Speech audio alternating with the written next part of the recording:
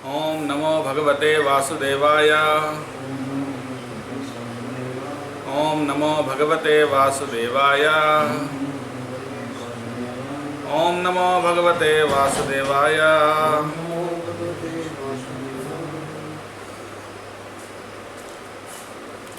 ओम अज्ञानतिमिरान्धस्य ज्ञानाञ्जनशलाकया चक्षुरुन्मीलितं येन तस्मै श्रीगुरवे नमः।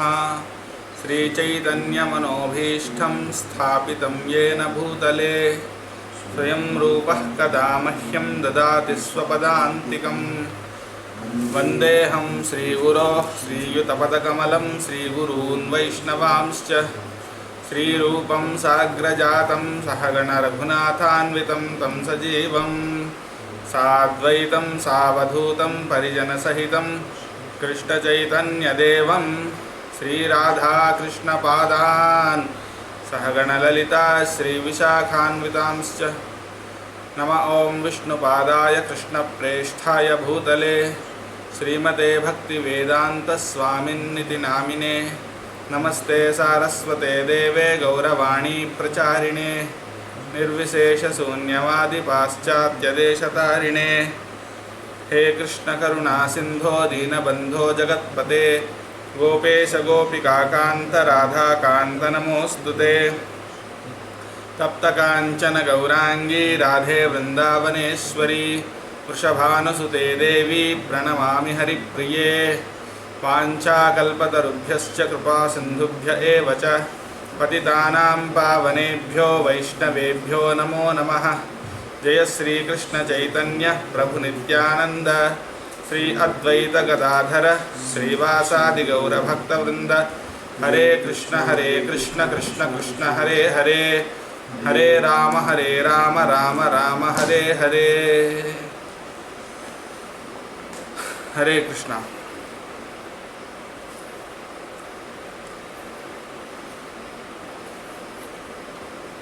तो 13वां अध्याय हम चर्चा कर रहे थे कल। तो उसमें कितने श्लोक हमने चर्चा किया था? 5। हाँ नहीं, ज्ञान के गुण जो होते हैं 15 तक कर लिए। तो क्या चर्चा किया था हमने? ज्ञान क्या है भगवान बताया तो ज्ञान और ज्ञान। रणवीर कृष्ण आप बोलो। ज्ञान के जो लक्षण हैं इसके बारे में जो विस्तार किए हैं। ज्ञान के जो विषय हैं लक्षण बोले उसके बारे में बताया और उसके अतिरिक्त सभी अज्ञान हैं। क्या है वो लक्षण? सरलता, सहिष्णुता, वो सारे सबको सबसे पहले अमानित्वम अदम्भित्वम। सबसे पहले विनम्रता, स्टार्टिंग विनम्रता, दम्भहीनता, नम्रता, दम्भहीनता जो बताए थे, प्राउडनेस, वही दम्भहीनता। अहिंसा, सहिष्णुता, सरलता, प्रामाणिक गुरु के पास जाना, पवित्रता, स्थिरता, आत्मसंयम, इंद्रिय तृप्ति। Very good. हाँ, ये सब जो है, ये सब क्या है? ज्ञान के लक्षण। हाँ, यही ज्ञान है। ज्ञान के लक्षण नहीं है, यही ज्ञान है। समझ गया ना? एतत् ज्ञानम। ये ज्ञान के सिम्टम्स नहीं है, स्वयं ज्ञान ही है। ज्ञान मतलब नम्र होना ही ज्ञान है। ऐसा नहीं कि नम्र होना जो है ज्ञान का लक्षण है, ऐसा नहीं।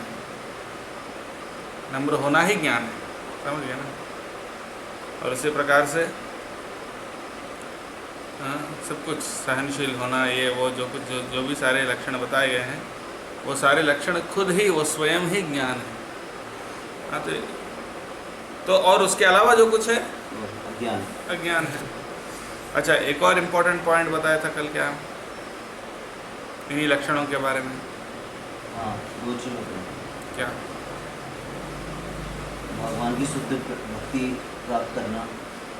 हाँ, भगवान की शुद्ध भक्ति प्राप्त करना, ये जो प्राप्त करेगा वो सभी गुण ऑटोमेटिक उसमें आ जाएंगे।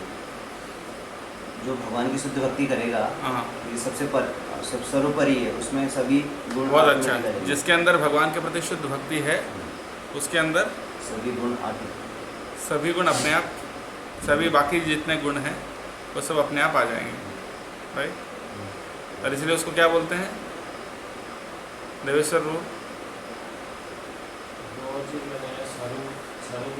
हाँ, स्वरूप लक्षण और तटस्थ लक्षण। स्वरूप लक्षण किसको बोलते हैं?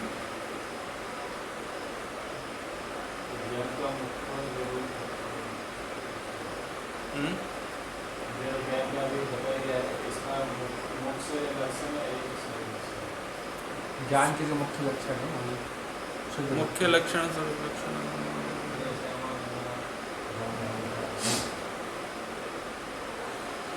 हाँ, मतलब सबसे प्रधान लक्षण है, आप ये कह सकते हैं सबसे मुख्य लक्षण स्वरूप लक्षण है। वो क्या है? क्या है स्वरूप लक्षण? हाँ, भगवान के प्रति शुद्ध भक्ति। हाँ, और बाकी सारे लक्षण उस पर डिपेंड करते हैं, ठीक है। तो बाकी लक्षणों को क्या बोलते हैं? तटस्थ लक्षण। तटस्थ लक्षण। तो अगर किसी के अंदर शुद्ध भक्ति है लेकिन बाकी गुण नहीं है, मान लो ऐसा कोई है जो भगवान की शुद्ध भक्ति कर रहा है लेकिन उसके अंदर अच्छे क्वालिटीज़ नहीं है, नम्रता नहीं है, ये नहीं है, वो नहीं है, बहुत कुछ नहीं। शुद्ध भक्ति पॉसिबल पॉसिबल है, मतलब अगर शुद्ध भक्ति के मार्ग में आया है, शुद्ध भक्ति कर रहा है, लेकिन ऐसा नहीं कि जिस दिन शुद्ध भक्ति करना स्टार्ट किया उसी दिन से वो सारे गुण उसके अंदर आ जाएंगे, ऐसा तो नहीं होगा ना। अगर कोई भक्ति मार्ग में आया, पहले के हैबिट्स एकदम से तो नहीं जाएंगे ना, इसलिए वो धीरे धीरे सारे गुण आएंगे, धीरे धीरे आएंगे। लेकिन हाँ, अगर मान लो किसी को बहुत पुराना आदत है सिगरेट पीने का मान लो, अब भक्ति मार्ग में आया, हो सकता है पहले दिन ही पूरा ना छोड़ पाए, हाँ, थोड़ा समय लगे उसको, है कि नहीं। तो ये बाकी गुण पैदा होने में थोड़ा टाइम लगता है भले, लेकिन आएगा ज़रूर, सब धीरे धीरे आएंगे सारे गुण अपने आप। यस्यास्ति भक्तिर् भगवत्य किंचन सर्वैर् गुणैस्तत्र समासते सुरा, सभी अच्छे गुण अपने आप आएंगे। तो अब मैं बोल रहा हूँ कि अगर कोई शुद्ध भक्त है लेकिन बाकी गुण नहीं है, वो एक केस है। और दूसरा केस है जिसके अंदर बहुत सारे अच्छे गुण हैं लेकिन शुद्ध भक्ति नहीं है, हाँ, तो कौन सा बेटर है? पहले वाला। हाँ, इसके अंदर बहुत सारे गुण हैं लेकिन अगर भक्ति नहीं है तो वो सारे गुण भी धीरे धीरे सब चले जाएंगे। खराब अभक्त से कुतो महत्गुणा मनोरथे नासति धावतो। जो अभक्त हैं उनके अंदर कहाँ अच्छे गुण हो सकते हैं? हो नहीं सकते। तो अपने आप कुछ कन्वीनियंस के लिए थोड़ी देर के लिए ऐसा रहेगा, फिर बाद में बदल जाएगा, क्योंकि उसका कोई आधार नहीं है। जैसे अगर पेड़ का डाल है, जब तक पेड़ से लगा हुआ है तब तक हरा भरा रहेगा, अगर पेड़ से काट दो, उसको अलग कर दो, कुछ दिन तक, हफ्ते भर तक हरा रहेगा, उसके बाद सूख जाएगा। तो बाकी गुण भी जो है ना, जब भक्ति का आधार नहीं है, वो सारे गुण जो हैं अपने आप सूख जाएंगे धीरे धीरे, अगर रहेंगे तो भी वो सूख जाएंगे, ऐसा। तो ये बताया। और स्वरूप लक्षण का एक और आधारभूत लक्षण है आचार्य उपासना, यानी आचार्य की उपासना करना, वो भी स्वरूप लक्षण का ही उसको हेल्प करने वाली चीज़ है। और क्या बताया था, चर्चा किए थे हमने?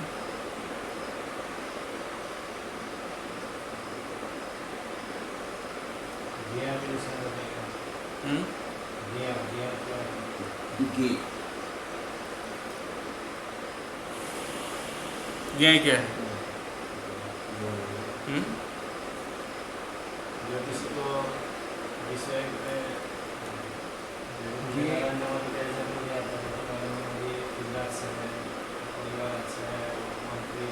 किसी बारे में जानना, किसी के बारे में जानना, आत्मा परमात्मा के बारे में जानना।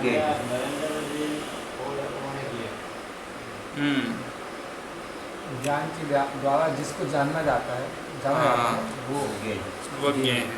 आप कल थे ना लेक्चर में? नहीं थे तो फिर नोट्स में एक नोट्स लगाए और मैं देख लिया थोड़ा सा।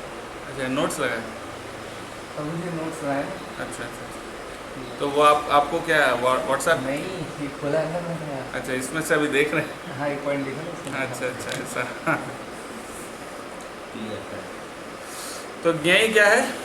परसों बताया था आपने, एक बार उसका हाँ। किसी इसके बारे में जाना जाता है। ओके, तो उसके कुछ लक्षण बताए थे, चर्चा किया था हमने एक दो श्लोक में। क्या चर्चा किया था?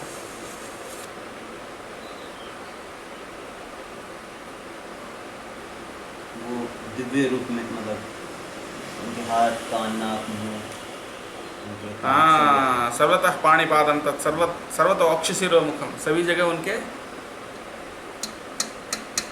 अंग फैले हुए हैं। हाँ, उनके आँख सभी जगह हैं, उनके कान भी सभी जगह हैं, और उनके हाथ पैर सभी जगह हैं, सभी जगह वो रहते हैं परमात्मा। सभी गुण उनके अंदर है, फिर भी कोई गुण नहीं है। हाँ, उसी प्रकार से सभी इंद्रियां उनके अंदर है, लेकिन कोई इंद्रिया नहीं है, यानी किसी इंद्रिय से वो बंधित नहीं है, यानी भौतिक इंद्रियां नहीं है। भौतिक इंद्रियां ना होने का मतलब क्या है? वो इंद्रियों से वो बंधित नहीं है। हमारे भौतिक इंद्रियां क्या करते हैं? हमको बांधते हैं ना।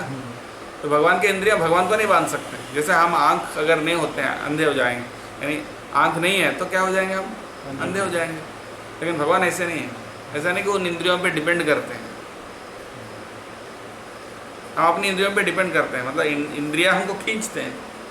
आँख कोई सुंदर चीज़ देखता है तो हमारे मन को पूरा खींच लेते है कि नहीं? तो भगवान का ऐसा नहीं है, तो इसलिए उनको भौतिक इंद्रियां नहीं है, इसका मतलब ये है। लेकिन सभी इंद्रियां भी हैं, ऐसा। गुण भी उसी प्रकार से, हम अपने गुण से बंधे जाते हैं, लेकिन भगवान अपने गुणों से बंधे नहीं जाते हैं। हाँ, अचिंत्य भेदाभेद तत्व में बहुत कुछ है, उसमें एक ये भी है। ओके, आज का 16 नंबर श्लोक से स्टार्ट करते हैं। उससे पहले कुछ कहना है किसी को? हाँ, पूछना है? ठीक।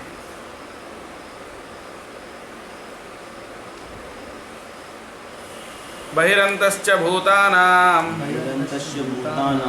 अचरं चरमेव च सूक्ष्मत्वात् तद्विज्ञेयं दूरस्थं चान्तिके च तत्। इसका मतलब क्या है? बहिरन्तश्च भूतानां अचरं चरमेव च, सभी जीवों के बाहर भी हैं और अंदर भी हैं। जीवों के बाहर भी परमात्मा है, अंदर भी परमात्मा है। अचरम, अचरम का मतलब जो चलता नहीं है, निर्जीव जड़, और चरम का मतलब चलता है। तो स्थिर भी है, एट द सेम टाइम चलते भी हैं, चलायमान भी। सूक्ष्मत्वात् तद अविज्ञेयम, बहुत सूक्ष्म है, इसलिए उसको जाना जा सकता है, इसलिए नहीं जाना जा सकता सब। इतना सूक्ष्म है कि वो जान पाना उसको बहुत मुश्किल है भौतिक इंद्रियों से। भौतिक इंद्रियों से नहीं जाना सकते। भगवान की कृपा से हम जान सकते हैं, भगवान की कृपा से हम भगवान को समझ सकते हैं, लेकिन अपनी भौतिक इंद्रियों से, अपनी बल से, भौतिक इंद्रिया का मतलब क्या है? अपनी ताकत से, अपनी क्षमता से नहीं समझ सकते। ये है सूक्ष्मत्वात् तद अविज्ञेयम। अविज्ञेय मतलब उसको नहीं जाना जा सकता है। क्यों? क्योंकि सूक्ष्मत्वात्, क्योंकि सबसे सूक्ष्म है, इसलिए। दूरस्थम च अंतिके च, दूरस्थम यानी बहुत दूर भी है, और अंतिके यानी पास में भी है, ऐसा कठोपनिषद में बताया गया है। जो दूर रहते हैं वो पास में भी रहते हैं। हाँ, कठोपनिषद में बहुत दूर भी रहते हैं, बहुत पास में भी रहते हैं, ऐसा। देखो, सभी उपनिषदों में जो बताया उसी को भगवद गीता में एम्फसाइज किया गया, फिर बताया गया है। फिर कैसे समझ सकते हैं उनको? भक्ति से। भक्ति से भगवान जब प्रसन्न होंगे तब वो हम समझ पाएंगे। नायमात्मा प्रवचनेन लभ्य न मेधया न बहुना श्रुतेन यमे वेशा वृणते तेन लभ्यस्तस्यैष आत्मा विवृणते तनुं स्वाम। यानी नायमात्मा प्रवचन लभ्य, परमात्मा को, भगवान को आप प्रवचन सुन के नहीं समझ सकते, न मेधया, अपनी मेधा से नहीं समझ सकते, न बहुना श्रुते, न अलग अलग जगह से बहुत सारे लोगों से सुनने से भी नहीं समझ सकते। कौन समझ सकते? यम एवं ऐसा वृणते, वृणते यानी चुनते, चुनना, जिनको भगवान चुनते हैं, भगवान जिनको चुनते हैं वो समझ सकते हैं, और उनको अपने आप को ही दे देते हैं भगवान, ऐसे व्यक्ति को जिनको भगवान चुनते हैं। तस्यैष आत्मा विवृणते तनुम स्वाम, अपने आप को प्रदान कर देते हैं उस व्यक्ति को। किनको चुनते हैं? जो भक्त हैं। भक्त का मतलब क्या है? हाँ, मतलब जो भगवान के प्रति शरणागत है, तो शरणागत है। और शरणागति का 6 लक्षण, वो तो अलग विषय है, उसके बारे में कभी और चर्चा करेंगे। लेकिन मेन बात यह है कि शरणागति का मतलब यह है नम्रता। जिसके अंदर नम्रता नहीं होती है वो शरणागत नहीं है। वो कितना भी सेवा करे वो कभी भी प्रसन्न नहीं होगा भगवान से। हाँ, कोई सोचता है मैं इतना सेवा कर रहा हूँ, मैं, हाँ, ऐसा अहंकार में सेवा करते हैं। उस अहंकार की सेवा जो है ना, कभी भी वैष्णव और गुरु को प्रसन्न नहीं करता है, भगवान को भी प्रसन्न नहीं करता। सेवा करने में नम्रता होना चाहिए। और नम्रता का मतलब क्या होता है? नम्रता का मतलब ये होता है मैं कितना तुच्छ हूँ, भगवान कितने महान, ये समझ। जो अपने आप को मतलब हमेशा महान समझता है, सही समझता है, वो जो करे वही सही है, इसका मतलब नम्रता नहीं है उस व्यक्ति के अंदर। और इस व्यक्ति के अंदर नम्रता नहीं है, वो भगवान को कभी प्रसन्न नहीं कर सकता, वो कितना भी सेवा करे।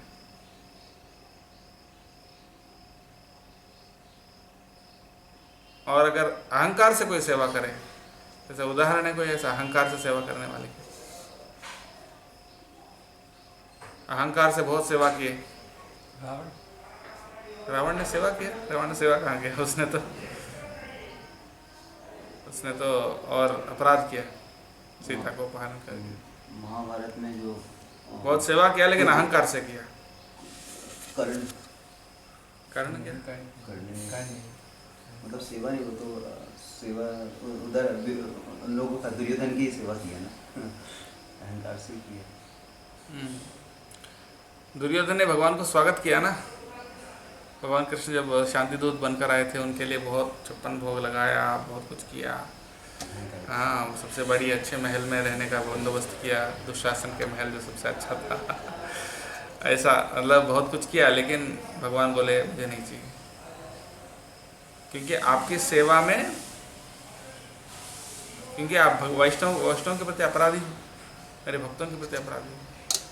उसी प्रकार से और भी उदाहरण दे सकते हैं। रामानुजाचार्य, आचार्य के लाइफ में भी है। रामानुजाचार्य जब जा रहे थे तिरुपति, रास्ते में उनके भक्तों के साथ वो एक जगह रुकने वाले थे, लेकिन अपने शिष्यों को पहले भेजे कि आप चेक करो। वहाँ 2 भक्त थे।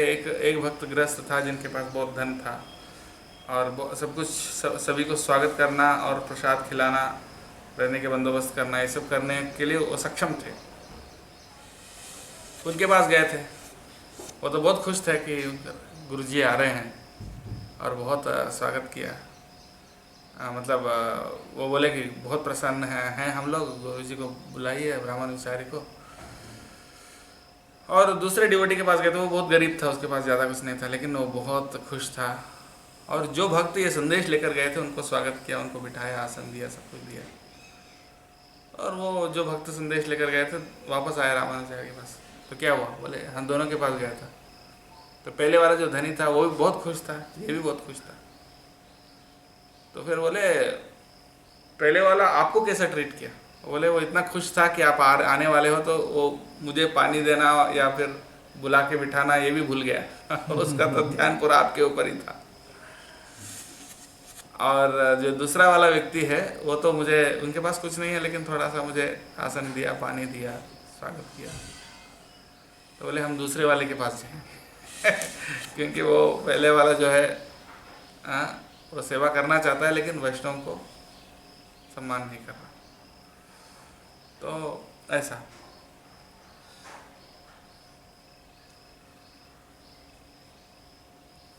तो इसी प्रकार से ये जिसको भगवान चुनते हैं, भगवान किसको चुनते हैं, यहाँ पॉइंट ये है, भगवान जिनको चुनते हैं उनको भगवान का ज्ञान मिलेगा। लेकिन कोई अपने दिमाग से भगवान को समझना चाहता है तो संभव नहीं, अपनी ताकत से भगवान को प्राप्त करना चाहता है ये संभव नहीं, भगवान की कृपा से संभव। भगवान की कृपा कब आएगी, जब हम, इसलिए सबसे पहला लक्षण क्या बताया, अमानित्व, अदम्भित्व, नम्र होना, नम्रता होना। जो व्यक्ति नम्र नहीं है वो मतलब पहले ही ज्ञान का लक्षण 0 है उसके अंदर। ठीक है।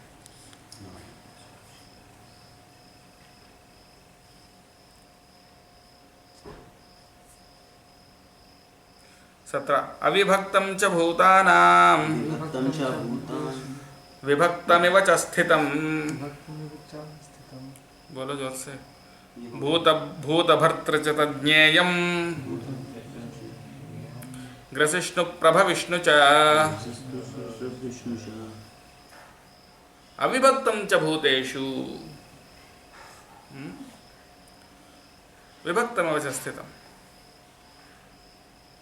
अविभक्तम यानी जिसके जो एक ही है, जो जिसको टुकड़ा नहीं, विभक्त यानी अलग अलग करना, तोड़ना। अविभक्तम यानी जो एक ही है, इसके कोई पार्ट्स नहीं है। वो कौन है? परमात्मा। परमात्मा एक ही है ना, भगवान एक ही। लेकिन विभक्तमेव च स्थितम, लेकिन ऐसा लगता है कि अलग अलग जगह है। मेरे हृदय में भी परमात्मा है, आपके हाथ में भी परमात्मा है, इनके हाथ में, उनके हाथ में, सबके हाथ में है। चींटी के हाथ में भी है, सब हर परमाणु के अंदर भी है। तो हर जगह परमात्मा है तो बहुत सारे हो गए ना, ऐसा लगता है कि बहुत सारे हो गए। विभक्तम इव च स्थितम भूत भर्तृ च तज्ज्ञेयम्। भूत भर्तृ यानी भूतों को मेंटेन करने वाले, भर्ता। ग्रसिष्णु, ग्रसिष्णु यानी ग्रास। ग्रास किसको बोलते हैं? ग्रास इनका वो इंग्लिश वाले ग्रास हैं। संस्कृत में ग्रास किसको बोलते हैं? ग्रास यानी खाना। ग्रास, पशुग्रास, पशुग्रासम बोलते हैं। ग्रासम यानी खाने का चीज, यानी खाना। ग्रसिष्णु यानी जो सबको खाता है। भगवान सभी को खाते हैं, पूरे ब्रह्मांड को खाते हैं। पूरे ब्रह्मांड को, सभी जीवों को, सब कुछ काल के रूप में सब कुछ निगल देते हैं, सब कुछ खाते हैं भगवान। ग्रसिष्णु यानी सब कुछ निगल देते हैं। और प्रभविष्णु, प्रभविष्णु का मतलब उत्पत्ति। प्रभव। प्रभव किसको बोलते हैं? प्रभव। उत्पत्ति। प्रभव यानी पैदा होना, पैदा होना। प्रभविष्णु यानी जो सब कुछ पैदा करता है, सब कुछ निगल देता है और सब कुछ पैदा भी करता है। ग्रसिष्णु प्रभविष्णु च, उनको ज्ञेयम यानी उनको जानना चाहिए, जो सब कुछ खत्म कर देता है काल के रूप में और सब कुछ पैदा भी करता है। भगवान सब कुछ पैदा भी करते हैं, सबको मेंटेन भी करते हैं, सब कुछ खत्म भी कर देते हैं। ये बहुत सुंदर एक भक्त थे, उनके बहुत अच्छे वैष्णव थे, भक्त थे। उनके घर में उनके बीवी बच्चे थे, बहुत सारे बच्चे थे उनके। और अचानक कुछ बीमारी हो गया, बीमारी फैल गई। बहुत साल पहले की बात है, 100-150 साल पहले की बात है, साउथ में। तो उनके बहुत सारे बच्चे थे, बीवी, लेकिन एक बीमारी आ गया था, सब खत्म हो गए, वो अकेले बच्चे। और फिर बाकी तो कोई भी दुखी हो जाएगा ना बहुत। लेकिन वो व्यक्ति, उसका भजन वैसा के वैसे ही चल रहा था जैसे पहले। बोले क्यों? भगवान ने दिया और भगवान ने ले लिया वापस, और क्या। भगवान ने दिया और भगवान ने ले लिया वापस उनका चीज़, उसमें क्या परेशान होना, भगवान की इच्छा थी। ये है बात। ग्रसिष्णु प्रभविष्णु च, ऐसा देखना है। अविभक्तम च भूतेषु। तो इस प्रकार से भगवान को जानना चाहिए, जो अविभक्त हैं लेकिन विभक्त जैसा दिखते हैं, जो सभी जीवों को पालन करता है और सबको खत्म कर देते हैं, एट द सेम टाइम पैदा भी करते हैं।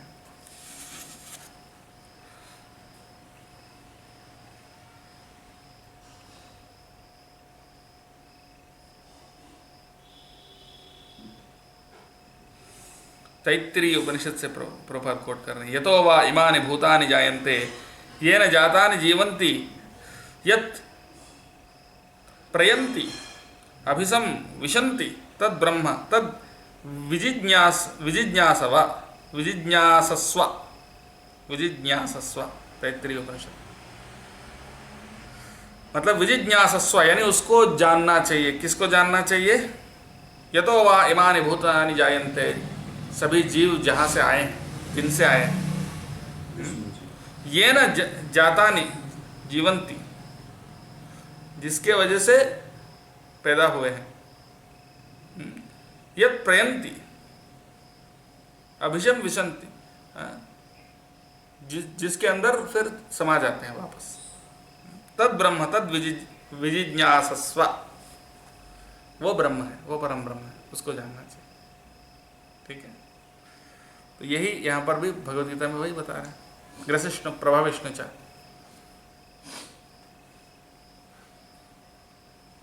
काल के रूप में सब कुछ खत्म कर देते हैं, वही बता रहे हैं। वो भी 11वें अध्याय में भगवान ने बताया था। जैसे प्रभुपाद जी बहुत सुंदर उदाहरण दे रहे हैं, कैसे इसको समझ सकते हैं कि भगवान एक ही हैं लेकिन अलग अलग जैसा लगते हैं। जैसे अब सूरज दोपहर में ऐसा लगता है कि मेरे पास सूरज है ना, अब यहाँ से 1000 किलोमीटर दूर कोई है तो उसको भी लगता है सूरज मेरे पास है, तो सूरज इधर है कि उधर है। प्रभुपाद जी उदाहरण देते थे, उसका छोटा सा उनका छोटा बच्चा था पहले, मतलब सन्यासी बनने से पहले, वृंदावन उस बच्चे का नाम है। तो प्रभुपाद बोलते थे कि रात को प्रभुपाद उनके बच्चे को हाथ पकड़ के ऐसा ठेलने के जाते थे, तो देखता था बच्चे ने कहा, पापा चांद भी हमारे साथ चल रहा है। चांद भी हमारे साथ ही चल रहा है। वो चांद नहीं चल रहा, चांद एक ही जगह है, सबको ऐसा लगता है कि मेरे साथ है। उसी प्रकार से भगवान परमात्मा के रूप में, जैसे 100 बाल्टी का पानी भरो, क्या 100 बाल्टी में पानी भर दीजिए, धूप में रखो, और हर बाल्टी के पानी के अंदर से सूरज का जो रिफ्लेक्शन, सूरज का प्रतिबिंब दिखता है ना, हर बाल्टी में दिखता है। ऐसा नहीं कि 100 सूरज है, एक ही सूरज है। उसी प्रकार से परमात्मा एक ही है लेकिन सभी जीवों के हृदय में है। लेकिन आपका परमात्मा आपका है, मेरी परमात्मा मेरी। आपका परमात्मा आपके लिए बैठे हैं, मेरे परमात्मा मेरे लिए बैठे हैं, मेरे काम देख रहे हैं। वो आपका परमात्मा आपका काम देख रहे हैं। परमात्मा क्या है? मतलब वो अपने आप को दे दिए हैं, मैं आपका हूँ, मैं आपके साथ, मैं आपके लिए ही हूँ। मतलब हमारा हृदय में जो परमात्मा है ना, ये समझना चाहिए कि वो पूरी तरह से हमारे लिए ही बैठे हैं और कोई काम नहीं उनको, हमारे लिए ही जस्ट बैठे हैं। अब मतलब पूरी तरह से हमारे हैं वो परमात्मा। लेकिन सभी जीवों में ऐसा है, लेकिन एक ही है एट द सेम टाइम, यही है। सो ज्योतिषामपि तज्ज्योतिः तमसः परमुच्यते ज्ञानं ज्ञेयं ज्ञानगम्यं हृदि सर्वस्य विष्ठितम्। ज्योतिषामपि तज्ज्योति, ज्योतियों में से भी सबसे बड़ी ज्योति है, ज्योतियों का भी ज्योति है। तमसः परमुच्यते, यानी अज्ञान अंधकार से परे हैं। ज्ञानम ज्ञेयम ज्ञानगम्यम, ज्ञानम यानी ज्ञान, ज्ञेय यानी ज्ञेय यानी जिसको जाना जाता है, और ज्ञानगम्यम, हाँ, ज्ञानगम्य मतलब ज्ञान के द्वारा जिसको पाया जाता है। ठीक है, और हृदय सर्वस्य विष्ठितम, सभी जीवों के हृदय में जो वास करते हैं, ये है परमात्मा। ज्योतिषामपि तज्ज्योतिस्तमसः परमुच्यते। ये सब ज्ञेय हैं, सब ज्ञेय का ही वर्णन हो रहा है। सबसे बड़े ज्योति हैं। राइट, सबसे बड़ी ज्योति, ज्योतियों का भी ज्योति है।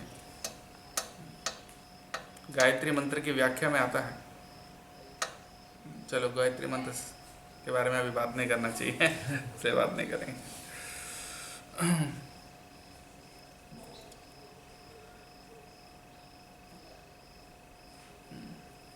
I'll just read the purport a little bit. It is clearly stated in the Vedic literature that because of his luminous effulgence, everything is illuminated. It is clear, therefore, that his situation is not in the material world. He is situated in the spiritual world, which is far, far away in the spiritual sky. That's also confirmed in the Vedic literature. Aditya Varnam Tapasah Parastat. Svetasvatara Upanishad. He is just like the sun, eternally luminous, but he is far, far beyond the darkness of this material world. तो सूरज जैसे नित्य देदीप्यमान है, लेकिन भौतिक जगत से बहुत दूर है। His knowledge is transcendental. भगवान का ज्ञान दिव्य है। One Vedic mantra, Svetasvatara Upanishad says, तम ह देवम आत्म बुद्धि प्रकाशम मुमुक्षुर्वै शरणम अहम प्रपद्ये। तम ह देवम आत्म बुद्धि प्रकाशम मुमुक्षुर्वै। One must surrender to the Supreme Personality of God if he at all wants liberation. As far as the goal of ultimate knowledge is concerned, it is also confirmed in the Vedic literature. Tameva viditvaati ati mrutyumeti. Tameva viditva ati mrutyumeti. Viditva ati mrutyumeti. Only by knowing him can one surpass the boundary of birth and death. यानी उनको शरण लो, ऐसा बोल के श्वेतासत्र उपनिषद में भी बताया गया। He is situated in everyone's heart as the supreme controller. एक और श्वेतासत्र उपनिषद का एक और कोटेशन है, सर्वस्य प्रभुम ईशानम सर्वस्य शरणम बृहत्। सभी के प्रभु हैं, सभी के ईश्वर हैं और सभी के शरण्य हैं, महान है, सबसे बड़े प्रभु हैं।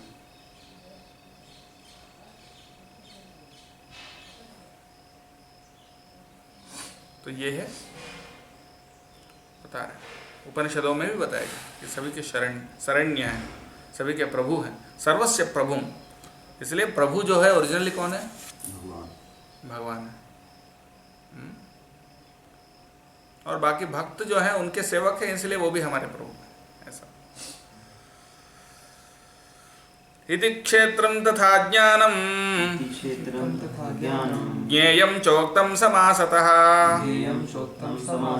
मद्भक्त एतद् विज्ञाय मद्भावायोपपद्यते।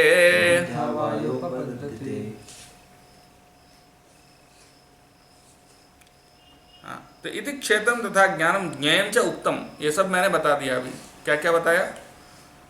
क्षेत्र क्या है वो भी बताया, ज्ञान क्या है वो बताया, ज्ञेय क्या है वो भी बताया। मद्भक्त एतद् विज्ञाय मद्भावायोपपद्यते। मेरे भक्त जो हैं इसको जब जानते हैं तो मेरी शुद्ध भक्ति को प्राप्त करते हैं, या मुझे प्राप्त करते हैं, मेरे धाम को प्राप्त करते हैं। मद्भक्त एतद् विज्ञाय, सिर्फ मैं ये बोल रहे हैं, कौन ये जान सकता है? मद्भक्त एतद् विज्ञाय, क्लियरली बोल रहे हैं, मेरे भक्त ही इसको समझ सकते हैं, इस ज्ञान को, नहीं तो नहीं समझ पाएंगे, नहीं तो उसका कोई गलत व्याख्या दे दो, दूसरी तरीके से उसको समझेंगे। कोई बात अगर मान लो जो आपको सही तरीके से, जो आपको समझ सकता है, कौन समझ सकता है? जो आपको पसंद करता है, जो आपको प्रेम करता है, वही आपको सही तरीके से समझ सकता है आपकी बात को ना। अगर आप कुछ बोलोगे, जो आपको द्वेष करता है, नफरत करता है, वो आपको क्या सही तरीके से समझ पाएगा? नहीं। वो आप जो कुछ बोलेगा उसका गलत व्याख्या देगा। आप जो कुछ करोगे उसका कुछ गलत व्याख्या करेगा। इसलिए जो हम्बल होते हैं ना, जो नम्र होते हैं, उनको कोई चीज़ को एक्सेप्ट करने में ज़्यादा मुश्किल नहीं लगता। कोई चीज़ एक्सेप्ट बहुत इजीली कर सकते हैं। जो लेकिन जिसके अंदर घमंड है, उसको आप कितना भी समझाओ नहीं समझे, क्योंकि वो समझना चाहते ही नहीं। ये नम्रता, जिसके अंदर नम्रता है वो समझाने से आसानी से समझ जाएगा, थोड़ा सा बताओ समझ जाएगा। लेकिन जो नम्र नहीं है उसको कितना भी समझाने से कोई फायदा नहीं, क्योंकि उसके अंदर मेन क्या है, वो मानना ही नहीं चाहता है। प्रॉब्लम ये है, जो व्यक्ति भगवान को नहीं मानना चाहता वैसे ही, हाँ, आप कितना भी समझाओ उसको बिठा के, अरे भगवद गीता में बताया, ये देखो भगवद गीता में क्या बता रहे हैं भगवान, ये सभी शास्त्र बताएं, सभी आचार्य बताएं, ये बताएं वो बताएं, हाँ बोले तो इसका मीनिंग ये थोड़ी, इसका मीनिंग कुछ और है। तो भगवद गीता पढ़ के भी उसको दूसरा अर्थ देगा। वो बोलता है कि हाँ बोलो देखो यहीं पे बताया भगवान का कोई गुण नहीं है, कोई इंद्रिय नहीं है, मतलब निराकार है, ऐसा बोलेगा। तो कृष्ण भगवान ही नहीं है, क्योंकि इसमें बताया कि वो तो निराकार है और उसको इंद्रिय नहीं है, उसके गुण नहीं है, लेकिन भगवान के तो रूप है, कृष्ण के तो है, इसलिए वो भगवान नहीं है, कुछ और निराकार जो है वो भगवान है, वही परम है, ऐसा कोई बोलेगा। क्योंकि वो व्यक्ति के अंदर मानने की टेंडेंसी है ही नहीं ना। इतना क्लियरली भगवान बोल रहे हैं मद भक्त एतद् विज्ञाया, इसलिए बोल रहे हैं मेरे भक्त ही इसको समझ सकते हैं और वो मेरी शुद्ध भक्ति को प्राप्त कर सकते हैं। मद भाव आयो को पद्यते। मुझे भी कभी मिले थे कोई, तो उनसे बोला भगवद गीता यथारूप पढ़ेगा, तो बोले पढ़ा, बोले कुछ समझ में नहीं आया। मैंने बोला एक बार अच्छे से मैंने याला नहीं पढ़ा, बोले दूसरा पढ़ा। तो मैंने पूछा इसको पढ़िए आप, तो बोले अर्जुन नहीं समझ पाया, बोले तो हम क्या समझेंगे। बोले अर्जुन क्यों नहीं समझे, बोले उसके डाउट ही खत्म नहीं हुए, बोले क्वेश्चन पे क्वेश्चन पूछा जा रहा, बोले वो उसको समझ भी नहीं आया तो इसका ना क्वेश्चन पूछे जा रहा। तो ऐसा अगर वो बोलेगा तो आपको क्या बोलना चाहिए? मैंने बोला वो हमारे लिए ही बताया। नहीं, अर्जुन खुद क्या बोल रहे हैं 18वें अध्याय में, नष्टो मोह स्मृतिर्लब्ध्वा त्वत्प्रसादान् मया चित्तः, मेरे मोह खत्म हो गया आपकी कृपा से। स्थितोस्मि गत संदेह, मैं भी सारे डाउट खत्म हो गए। गत संदेह, अभी मेरे कोई संदेह नहीं है, कोई डाउट नहीं है, क्वेश्चन नहीं है। करिष्ये वचनम तवा, आप जो बोले वही करूँगा, बताया ना अर्जुन ने। हाँ तो ये कोट करना चाहिए आपको। भगवान अर्जुन खुद बोल रहे हैं कि गत संदेह, मेरा कोई क्वेश्चन नहीं बचा। क्वेश्चन पूछा, लेकिन ऐसा नहीं कि क्वेश्चन खत्म नहीं हो, तो पूछ के उनका जानकारी मिलने के बाद अर्जुन सेटिस्फाइड हो गया। असल में 18वें अध्याय में नहीं, कोई बोलता 18 अध्याय के बाद से सेटिस्फाइड हुआ, ऐसा नहीं, 11वें अध्याय में ही अर्जुन ने बता दिया, मालूम है। परम ब्रह्म परम धाम वो भी बताया, और ये भी बताया 11वें अध्याय में कि मेरा मोह खत्म हो गया। 11वें अध्याय में ही आता है, हाँ विराट अध्याय में, वहीं पे अर्जुन बोलता है। कौन सा श्लोक है वो? इदानीमस्मि संवृत्तः सचेतः प्रगतिं गतः। उसके बाद एक और चीज़ क्या है,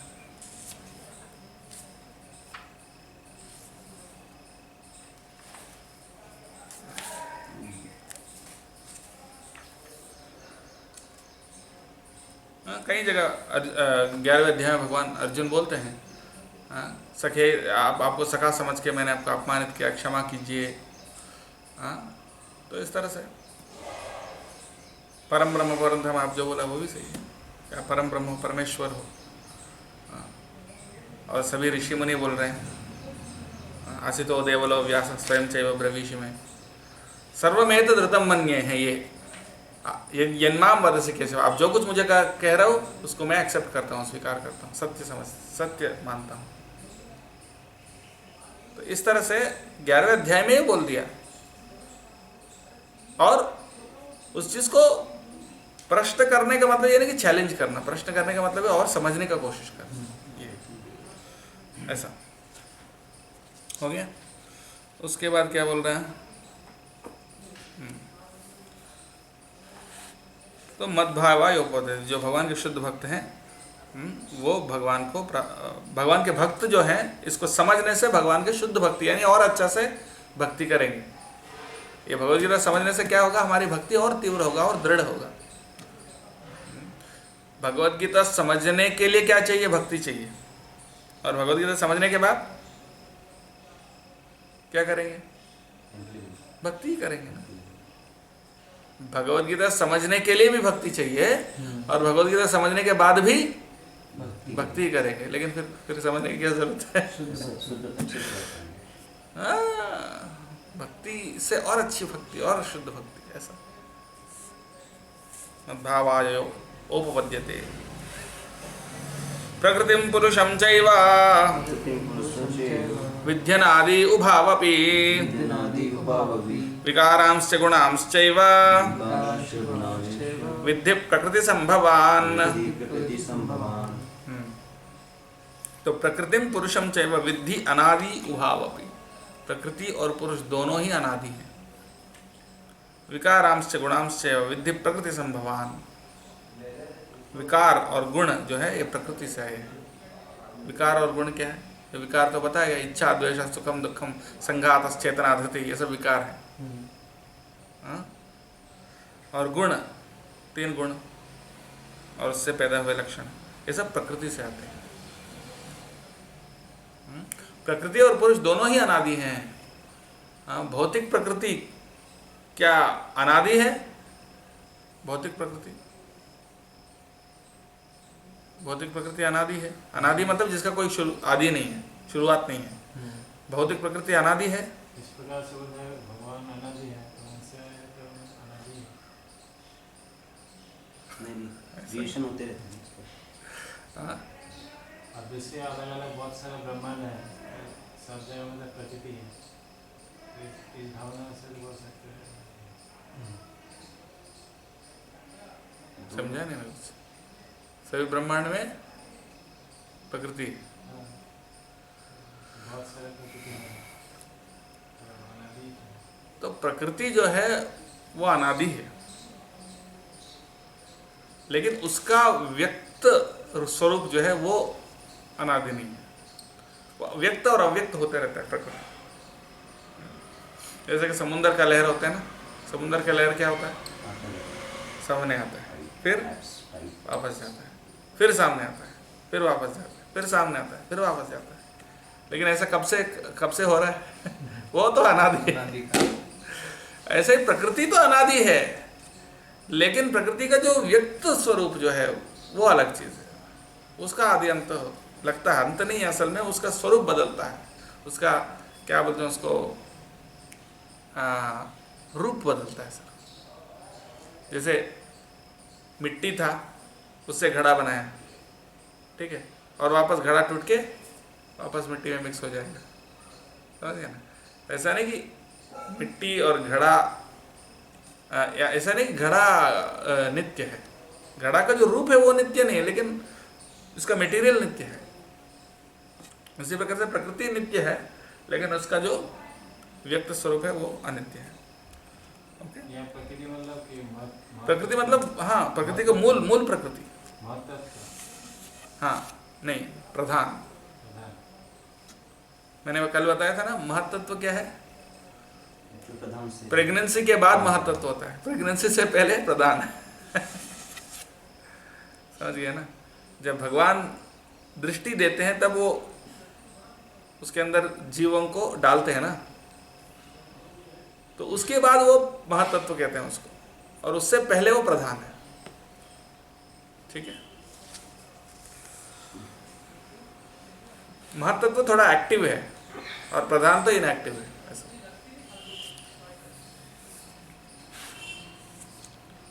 विद्धि प्रकृति संभवान। हाँ, ये विकार और गुण कहाँ से आया?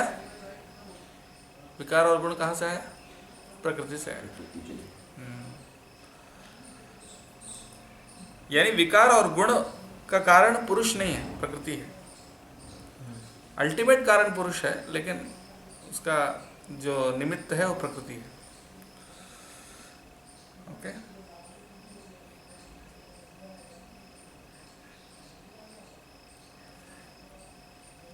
Both material nature and the living entity are eternal. That is to say, they existed before the creation. वही प्रभुपाद जी बता रहे हैं जो मैंने समझाया। लेकिन दोनों में जो जीव है वो परा प्रकृति है। देखिए, जीव है और प्रकृति है, दोनों में कौन श्रेष्ठ है? जीव श्रेष्ठ है। क्यों? क्योंकि वो तो भगवान का अंश है। प्रकृति भी भगवान का अंश है। सचिव मतलब सजीव, डायरेक्ट सचिव क्योंकि सचिदानंद वो इसको एंजॉय करता है कि नहीं? जो प्रकृति को एंजॉय करता है पुरुष, इसीलिए जीव जो है वो प्रकृति से सुपीरियर है। लेकिन क्योंकि वो छोटा है और प्रकृति बड़ी है, तो इसलिए वो उसको कब्जा कर लेती है, उसको कवर कर देती है ऐसा। लेकिन स्वभाव से जो जीव है उसके अंदर चेतना है और प्रकृति तो जड़ है, तो इसीलिए ये सचेत है, इसके अंदर चेतना है और वो भोग करने की प्रवृत्ति है, इस प्रकृति को भोग करता है, इसीलिए वो सुपीरियर कहा गया है। ओके, ये विकार एक बार बताएंगे? विकार एक तो मिनट। दोस्त हाँ, तो यहाँ पर ये प्रकृति का असली रहस्य क्या है, प्रभुपाद जी तात्पर्य में बता रहे हैं। This is the mystery of material creation. हाँ, ये प्रकृति का रहस्य क्या है, ये यहाँ पर हमको ये सृष्टि क्यों बनाया गया है, हमको संशोधन करने के लिए। क्या बोलते हैं उसका, रिफॉर्मेशन का हिंदी शब्द क्या है? रिफॉर्मेशन,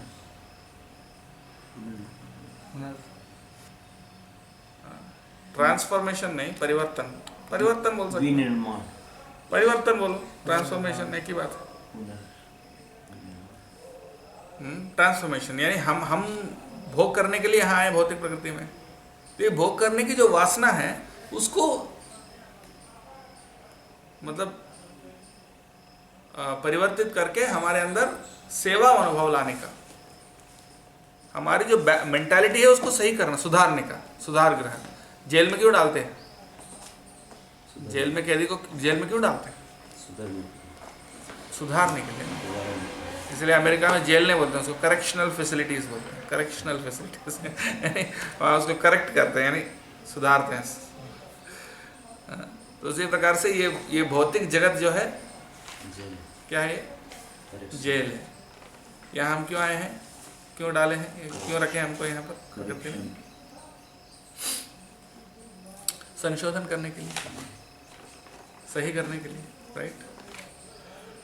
ऐसा, तो यही रहस्य है प्रकृति का। ये भौतिक प्रकृति का असली एक ही उद्देश्य है, हम सबको वापस भगवत धाम भेजना उसके लिए तैयार करना, हमारे मेंटालिटी को सुधार के हमारे अंदर फिर वापस भगवान की सेवा करने की प्रवृत्ति को जगाना। इसलिए प्रकृति हमको इतना परेशान करती है। आध्यात्मिक अधिभौतिक अधिदैविक क्लेश, इतने सारे कष्ट क्यों हैं इस दुनिया में, इतने सारे तकलीफ, इतने सारे दुख और क्लेश क्यों हैं इस दुनिया में?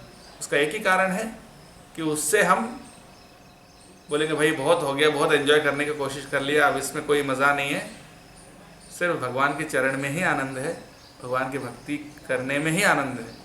और ऐसा कहते हुए भगवान का शरण में वापस जाना, उस पॉइंट तक ले जाना, यही प्रकृति का असली उद्देश्य, इस भौतिक जगत का असली उद्देश्य।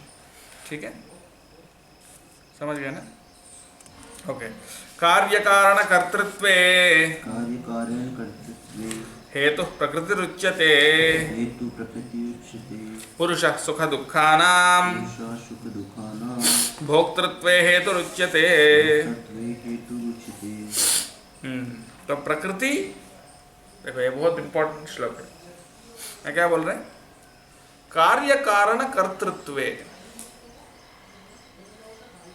कार्य, जितना कार्य होता है, जो भी होता है इस दुनिया में, जो भी काम होता है, उसका कारण और कर्ता, उसका कारण कौन है और कर्ता कौन है?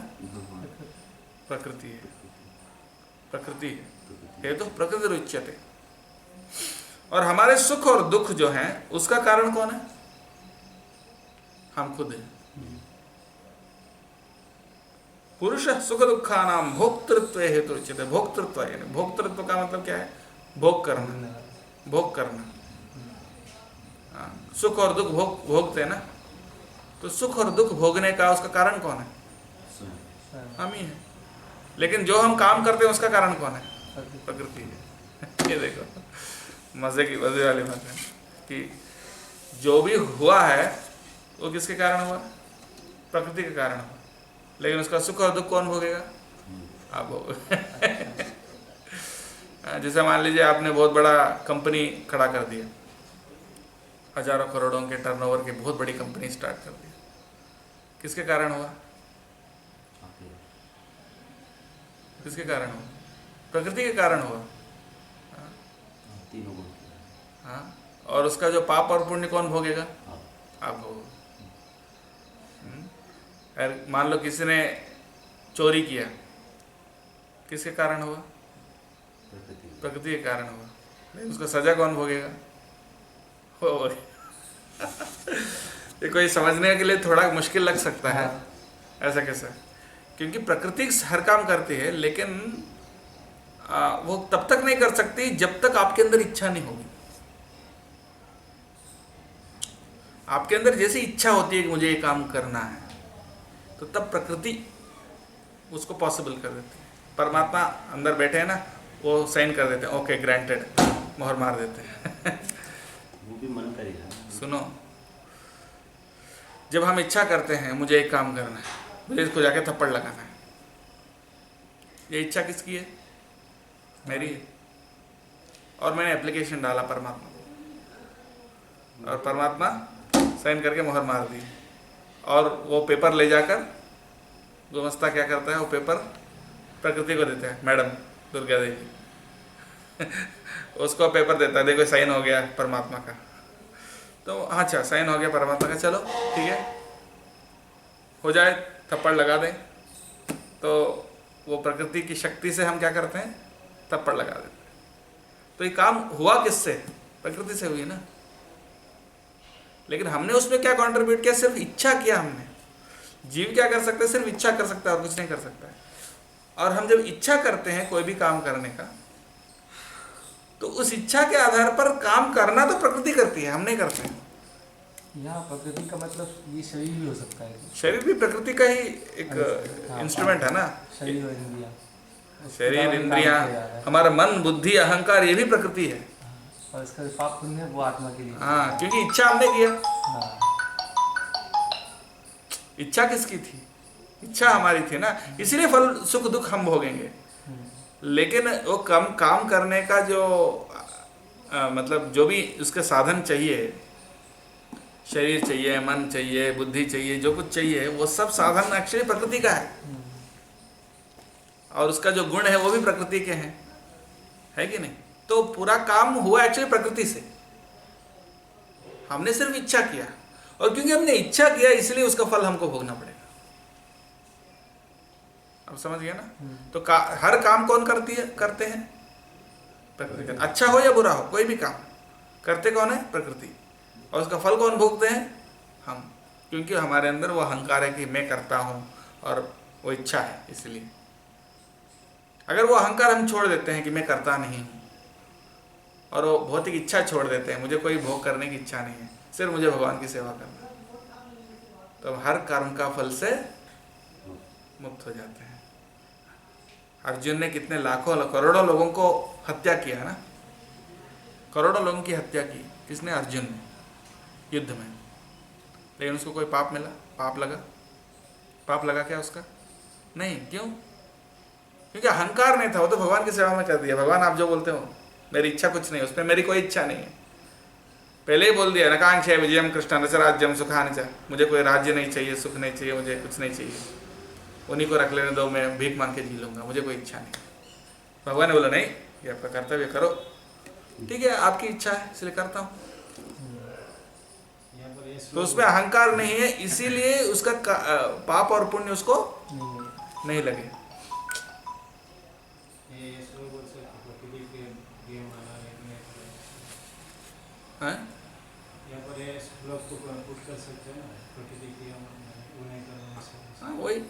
वही बात है, बार बार प्रकृति क्रियमाण गुण कर्मण, उसी का व्याख्या है यहाँ पर, एक ही बात।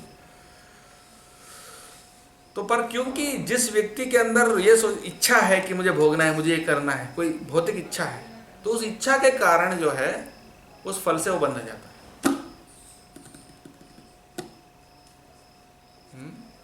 असल में हम करता नहीं है। ओके, वो इसका मीनिंग है।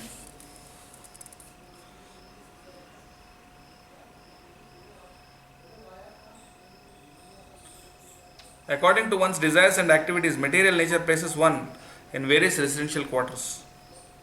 The being himself is the cause of his attaining such residential quarters and his attendant enjoyment or suffering. Once placed in some particular kind of body, he comes under the control of nature. Because of the body, being matter, acts according to the laws of nature. At that time, the living entity has no power to change that law. नहीं, जो शरीर है तो matter है, हाँ, तो वो प्रकृति के नियम से काम करती है. जैसे एग्जाम्पल दे रहे Prabhupada ji. Suppose an entity is put in the body of a dog. As soon as he is put into the body of a dog, he must act like a dog. He cannot act otherwise. And the living entity is put in the body of a hog, then he is forced to eat stool and act like a hog. अगर मान लो किसी को कुत्ते का body मिला तो क्या सोच सकता है मुझे गाय बनना है या मुझे घास खाना है? हो सकता है क्या?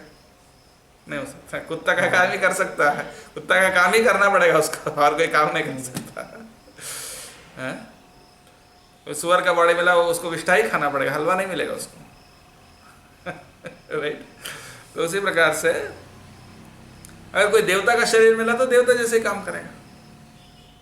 तो जैसे शरीर प्रकृति हमको देती है वैसे ही हम काम करते हैं. मतलब काम करने के लिए हम तो मजबूर हैं, हम थोड़ी ना चूज कर सकते. लेकिन एक चूज हम कर सकते हैं मनुष्य शरीर में कि भगवान की सेवा करना है कि नहीं, भगवान के लिए करना है कि नहीं, बस.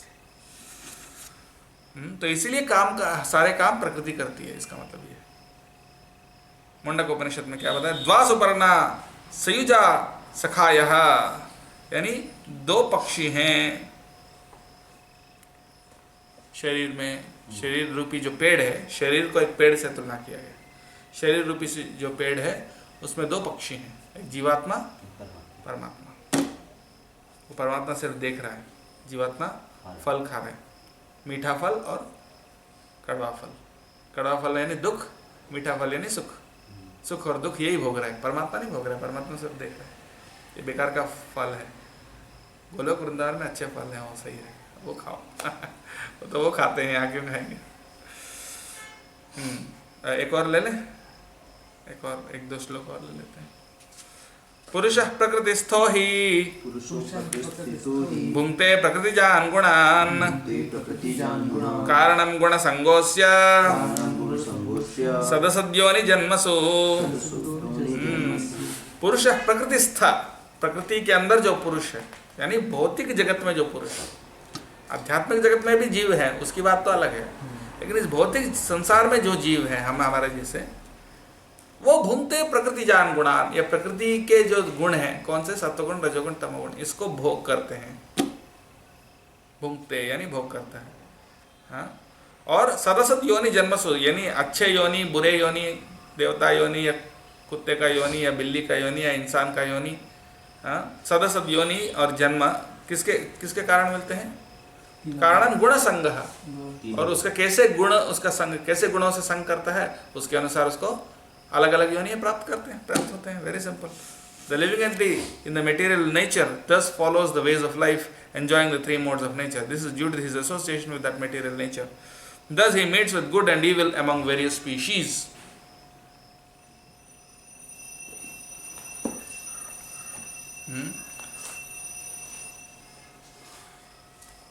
तो वही है. तो प्रकृति के गुण को हम भोग करते हैं. तो किस गुण से हम एसोसिएट करते हैं? हाँ, गुण संग. कौन से गुण से हम आसक्त होते हैं, कौन से गुण से हम संग करते हैं, उसके अनुसार हमारा अलग अलग शरीर मिलता है. सत्वगुण से अगर संग करोगे तो देवता का शरीर मिलेगा.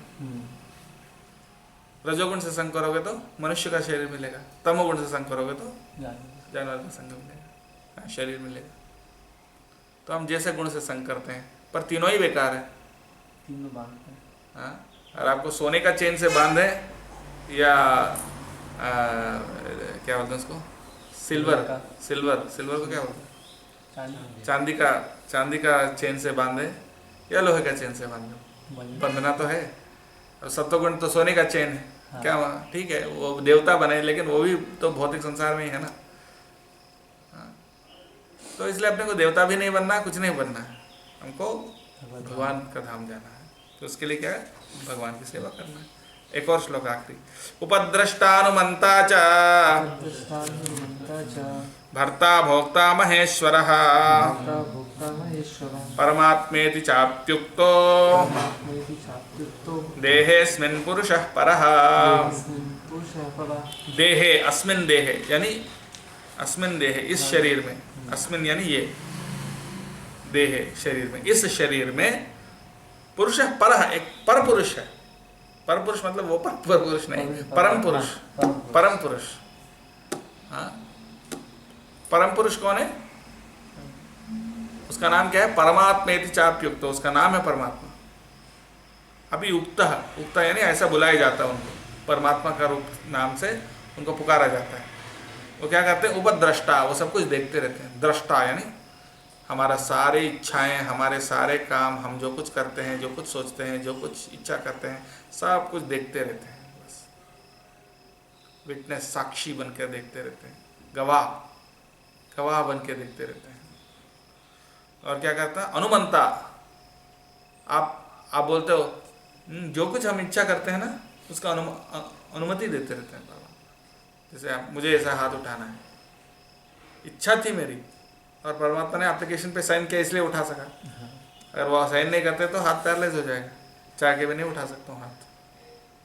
तो अनुमंता यानी हर चीज़ को परमिशन देते हैं। हाँ, परमात्मा मुझे रसगुल्ला खाना है, चलो ठीक है, मुझे वो करना है, ठीक है। अगर वो अनुमति नहीं देते तो चाह के भी हम नहीं कर सकते। अनुमंता भर्ता भोक्ता महेश्वर, भर्ता है, भरण पोषण करते हैं, भोक्ता भोग करते हैं, महेश्वर पर कंट्रोल करते हैं, वो है परमात्मा। वो जीवात्मा से अलग है। यहाँ क्या बोला? पुरुष परः, दिव्य पुरुष हैं। एक पुरुष तो ये हम हैं जो इस शरीर के माध्यम से एंजॉय कर रहे हैं, जीवात्मा यानी हम कौन है? शरीर है कि आत्मा है? आत्मा है, इतना सोचना। हम कौन है? जीवात्मा है। और एक और आत्मा है परमात्मा इसी शरीर में, और वो परम पुरुष। दो आत्मा है हर शरीर में। हाँ, गुड। हर शरीर में दो आत्मा है, ठीक है, वही बता रहे हैं। तो वो परमात्मा है। हिज नेम इज परमात्मा, नॉट आत्मा। उसका नाम परमात्मा है। परमात्मा इति चाप्युक्तो, इसलिए बोले यहाँ पर उसका नाम परमात्मा है। And he is transcendental. हाँ, हमको परमात्मा थोड़ी बोलते हैं, आपको और मुझको थोड़ी परमात्मा बोलते हैं, जीवात्मा बोलते हैं। तो इसलिए भेद बहुत स्पष्ट रूप से दिख रहा है परमात्मा और जीवात्मा में। It is distinctly clear that Atma and Paramatma are different. The super soul, the Paramatma, has legs and hands everywhere, but the individual soul does not.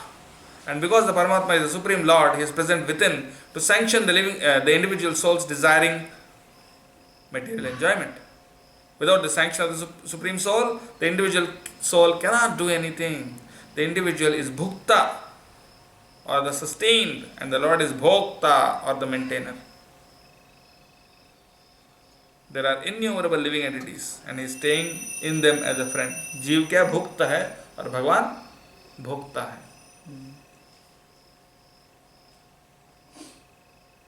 भुक्त और भोक्ता दोनों में अंतर है। भुक्त यानी जो एंजॉय किया जाता है, सस्टेन्ड, जिसको सस्टेन किया जाता है, और सस्टेन करना वाला ईश्वर है।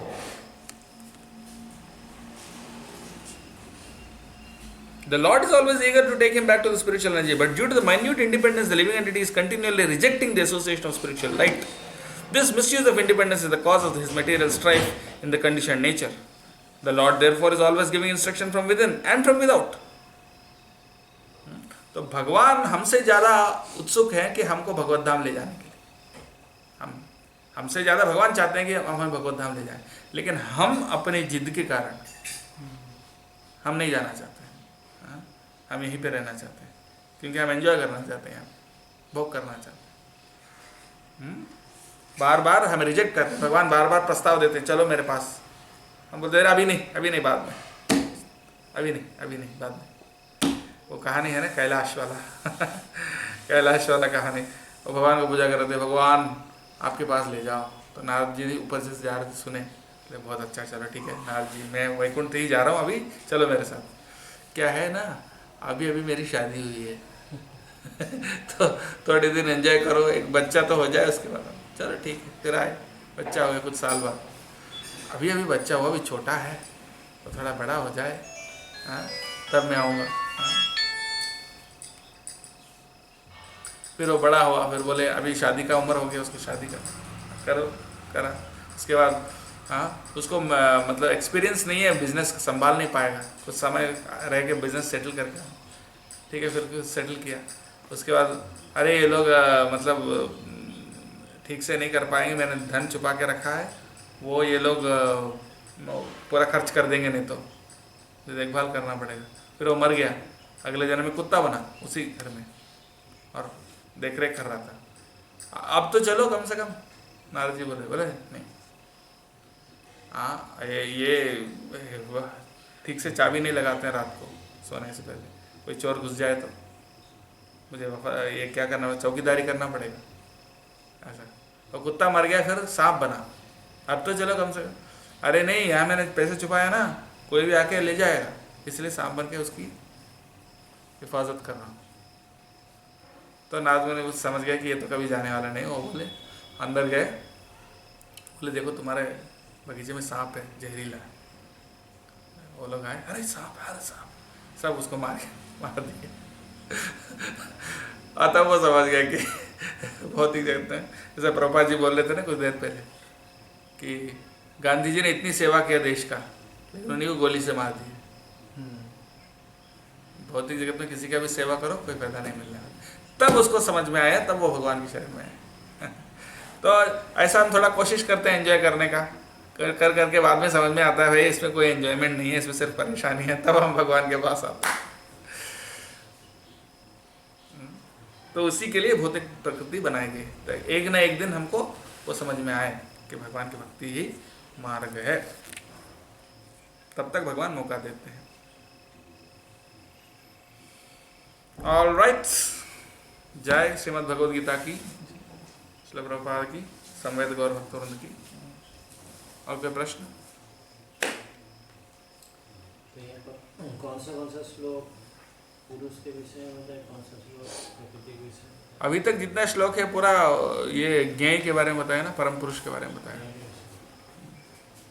कहाँ से कितना, हाँ, कितना नंबर से कितना नंबर? 15 से वो गिनिए आप, मैंने हिसाब थोड़ी किया। ठीक है, हरे कृष्णा।